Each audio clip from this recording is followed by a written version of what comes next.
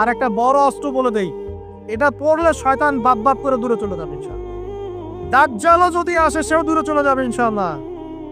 বলে দিব সূরা কাহফ এর প্রথম 10 আয়াত। সূরা কাহফের যত বড় জিন শয়তান হোক না কেন, ইবলিসের বাপও যদি আসে, সূরা কাহফের 10 আয়াত পড়বেন, সে দূরে চলে যাবে। বিশ্বাস করছেন না? ইভেন এই যে করোনা ভাইরাস ছিল না মাঝখানে, ওই সময় কিন্তু আমরা দেশে সফর করেছি, লক্ষ বলবো না, বেশি হয়ে যাবে, হাজার হাজার মানুষের সাথে মোসাফাও করেছি।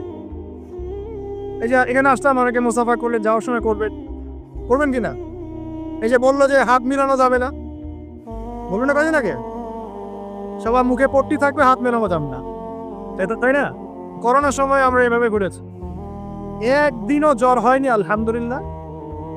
কিছু করেছি আর করি নাই, প্রতিদিন সূরা কাহফের 10 আয়াত পড়েছে। নিজের কথা বললাম, এরকম কাজ হয় তো? প্রতিদিন সূরা কাহফের 10 আয়াত পড়েছে। আমি বলছি না এটাই পড়েন, এটাই পড়া সুন্নত, এটা বলছি নাই। ব্যক্তিগতভাবে এটার উপর আমল করেছিলাম, আলহামদুলিল্লাহ, আল্লাহ তাআলা হেফাজত করেছে। অনেকে সূরা ওয়াকিয়া তেলাওয়াত করেন রাত্রেবেলা, সূরা ওয়াকিয়া তেলাওয়াত করার বদৌলতে রিজিক বাড়ে, রিজিক প্রশস্ত হয়। অনেকে আত্মীয়তার সম্পর্ক বজায় রাখেন, রিজিক প্রশস্ত হয়।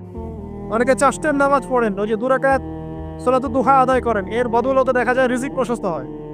অনেকে অজু অবস্থায় থাকেন, রিজিক প্রশস্ত হয়।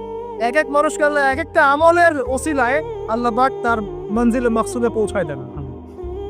তো আলহামদুলিল্লাহ, এটা একটা অস্ত্র। আল্লাহ পাক আপনাদের সবাইকে সূরা কাহফের উপর আমল করার তৌফিক দান করুন। আমিন।